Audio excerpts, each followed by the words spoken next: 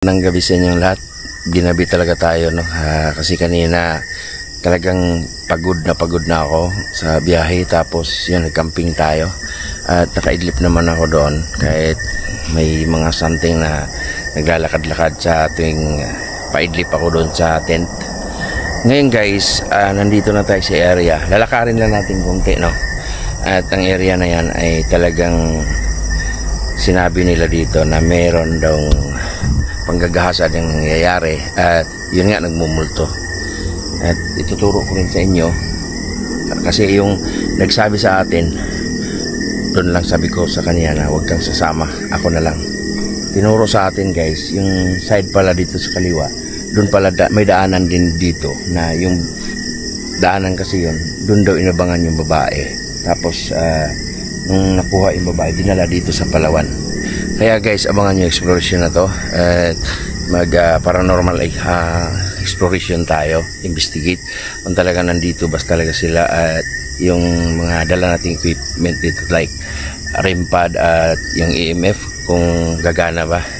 So hindi muna natin gamitan ng music box guys, kasi masukal daw yung lugar. Kaya tara, samahan nyo ako.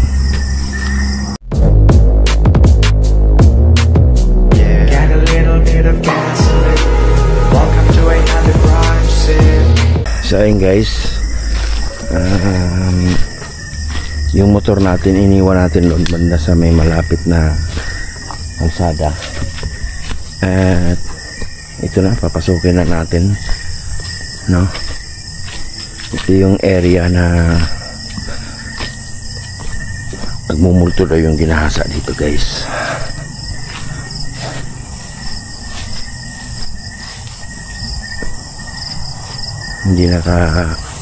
Hindi naka move on, no?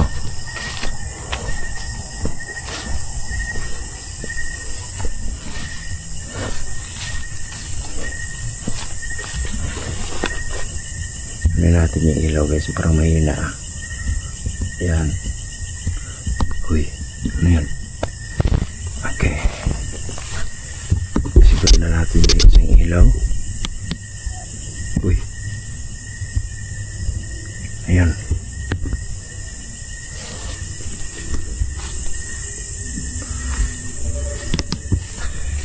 So reserve lang natin yung ilaw na yan guys. At yun nga, no? Uy, no? Ito na, umitin natin ito yung isa.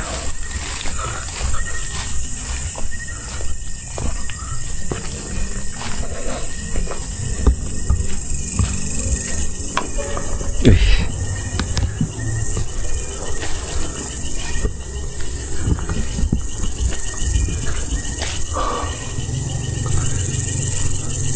So ayun guys, itong lugar na to talagang napaka creepy, no?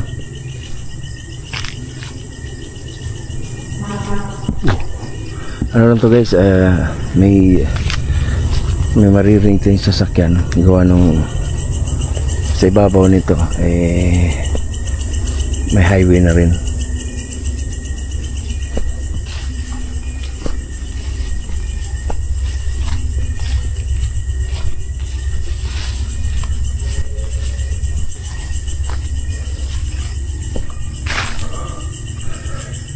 Oh my god, ito na yun guys. Ito na natanaw kong Palawan. Yan, may Palaw.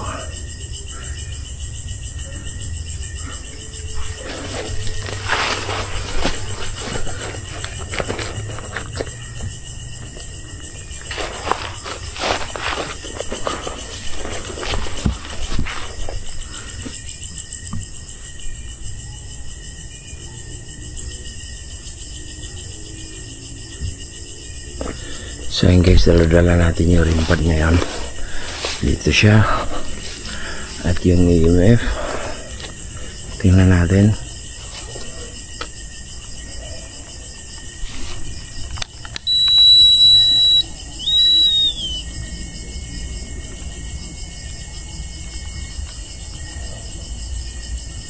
So wala siyang gana. Nagfufag siya dito guys, oh. malamig yung lugar at area.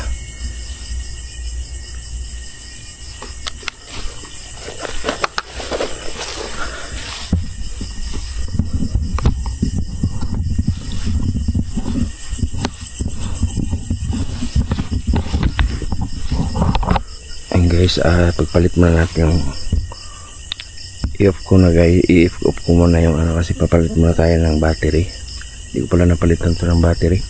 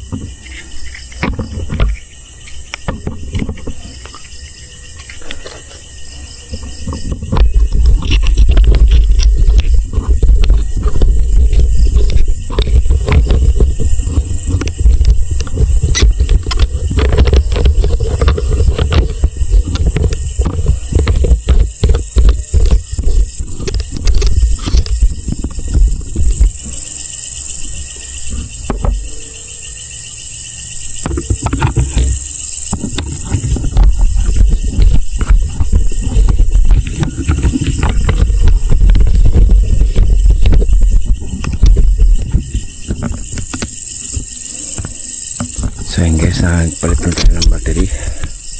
Yan.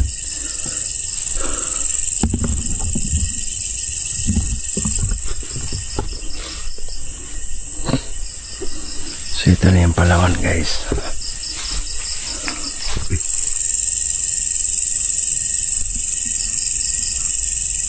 Naririnig nyo para wakwak. May naririnig kayo guys.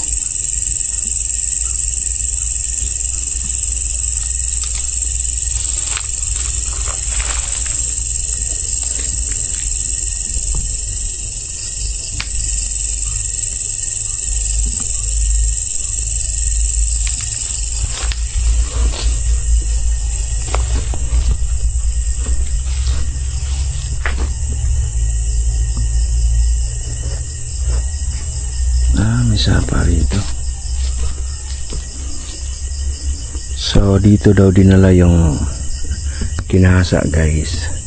Tapos doon mayroon daw daanan dyan. Tingnan natin mamaya. At dito nangyari ginahasa. Dito rin pinatay itong Palawan na to. Ayan.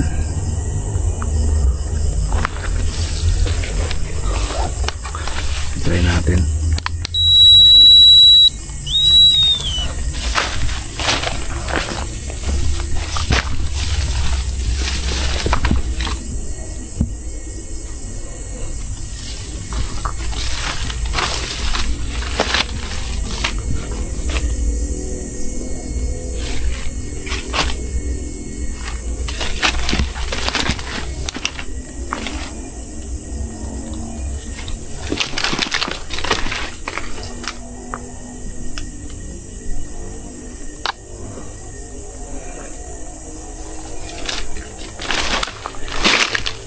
Buka natin dito guys.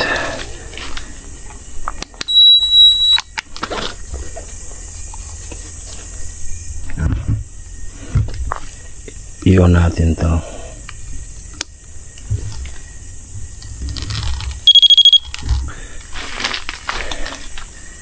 Dito sinasabi guys na nagmumulto.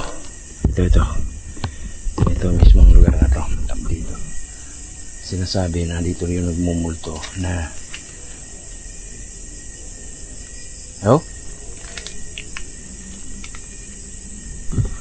dito ginagasa. Ito rin namatay.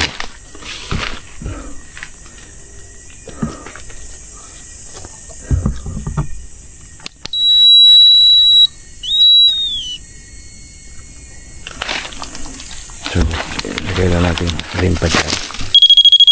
Ayan.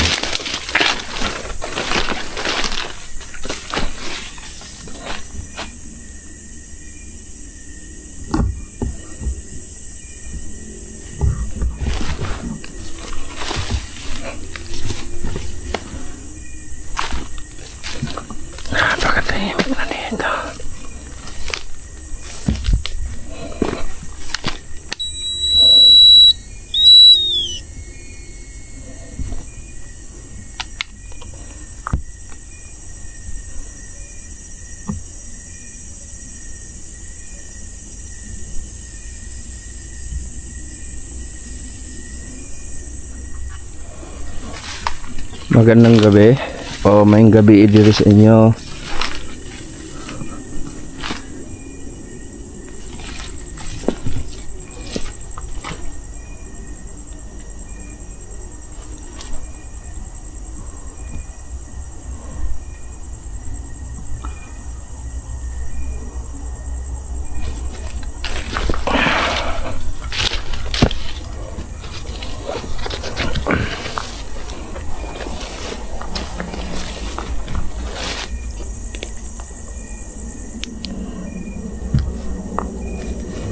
So dito natin maano guys, kung mayroon ditong magpaparamdam sa atin ngayon.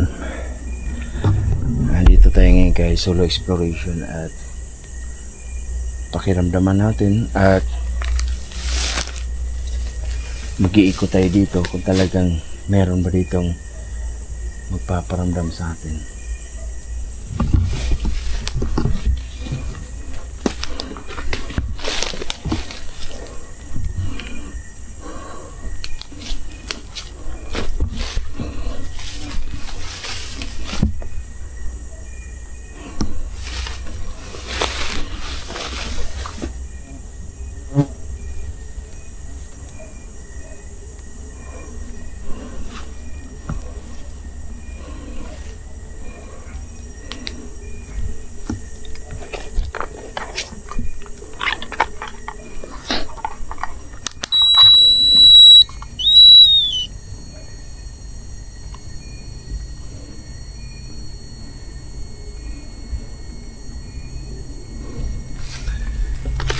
So napakatahimik guys.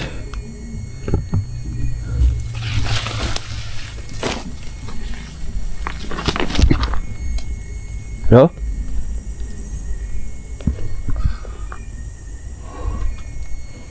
Napakatahimik. Uy.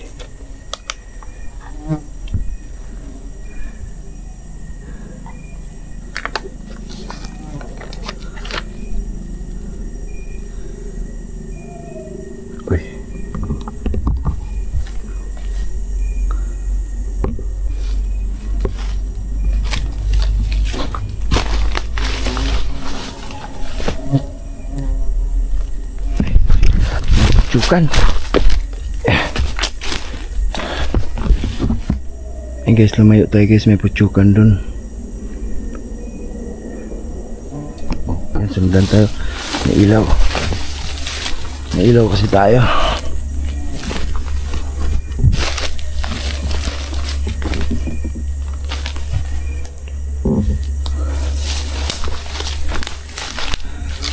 Nako'y rimpad sa ubos, pwede bang pa ano nyo,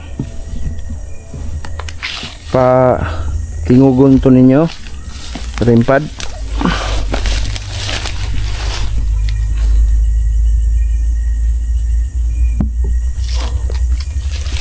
Pwede magparamdam ka karon dire.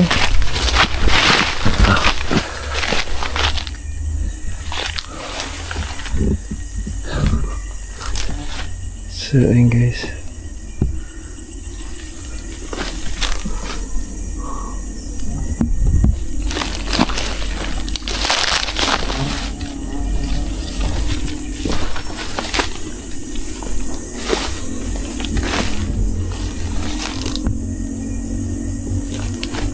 dito yung rimpad guys. Yan.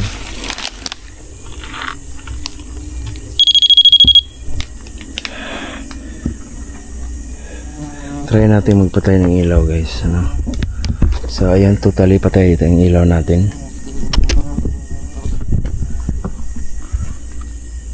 Tingnan natin kung anong mangyayari. Pinatay natin ang ilaw. So napakatahimik ng paligid na. Sabay buksan natin muna. Okay. Mapit sa kiyo. Ay. Ito nyo guys, pagbukas dito, lumapit agad ang ilong. Basta guys, tuturo ko sa inyo yung lugar kung saan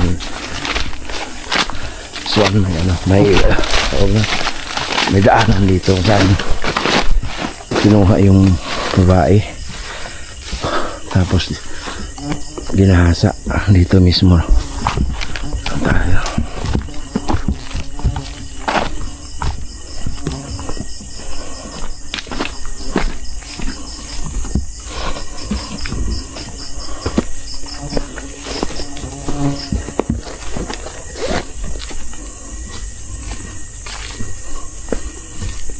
Ito yun guys,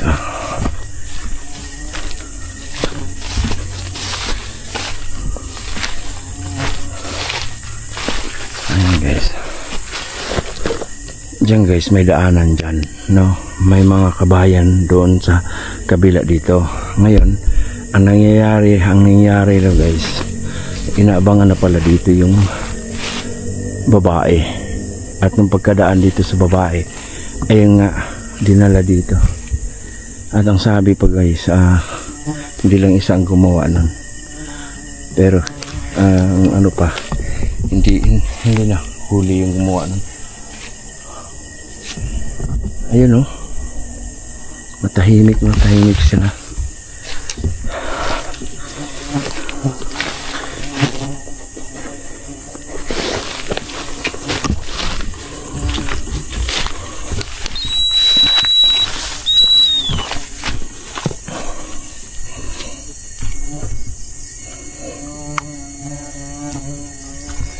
So, pat-off tayo ng ilaw guys para ano natin, maglalakad tayo ng naka-off ang ilaw. Okay? At tara, maglalakad tayo na naka-off ang ilaw. Okay.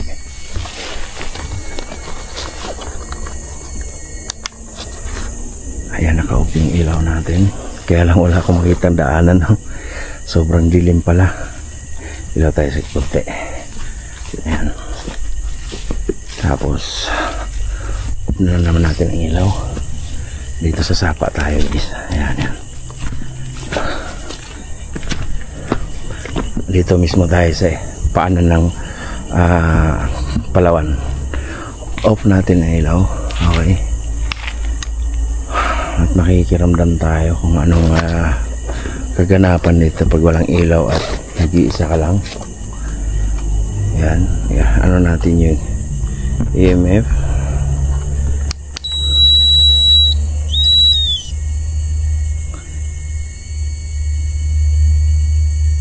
Yan. EMF guys. Wala.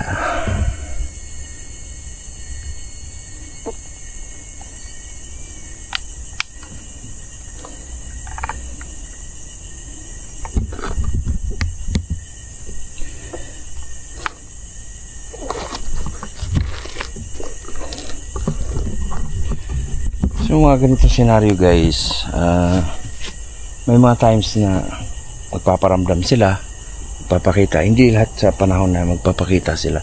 Tulad nito, no? Siguro nagkataon lang na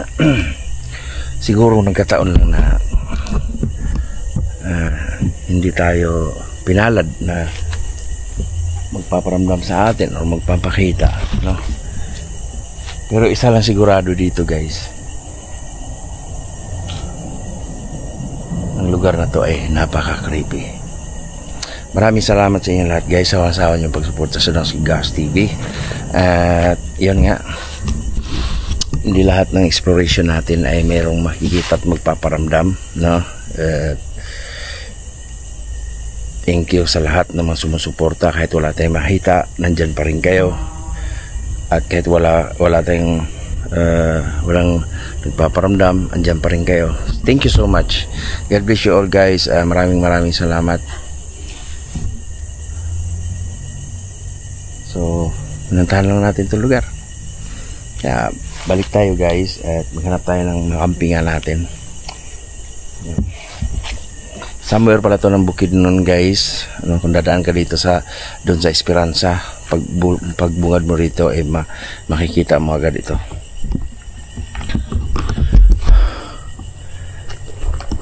Ayan.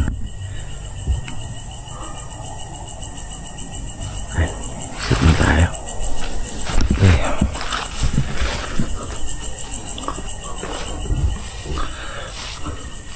Tingnan mo guys, tingnan nyo guys. Ito. ito yung Palawan na sasabing meron ditong nagmumulto, yung ginahasa nga. Pero I wondering why guys na ngayon napakatahimik niya, di ba? Dapat sa mga dala nating aparato talagang nagre-react na siya, di ba? So paano guys, salamat ng marami. Balik tayo sa motor kasi iniwan ko lang doon sa tabing highway.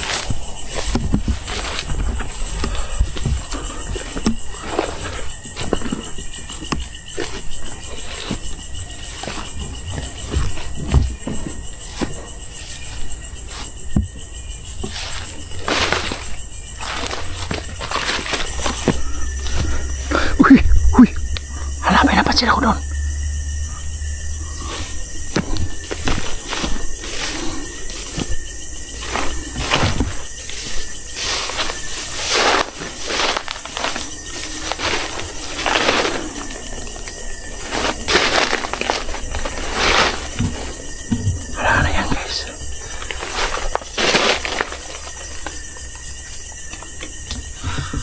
Tuko, ahas.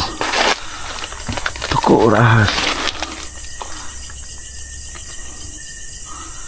Tuko. Ibon. May ibon dito guys. May ibon. Ibon nasa lupa lang ang ibon guys.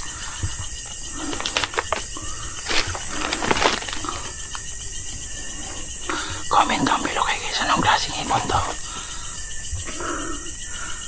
Anong klaseng ibon yan?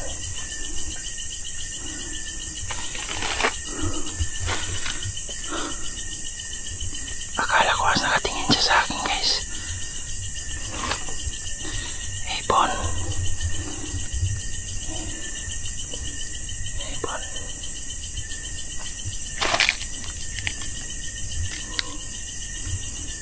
Guys, anong ibon yan?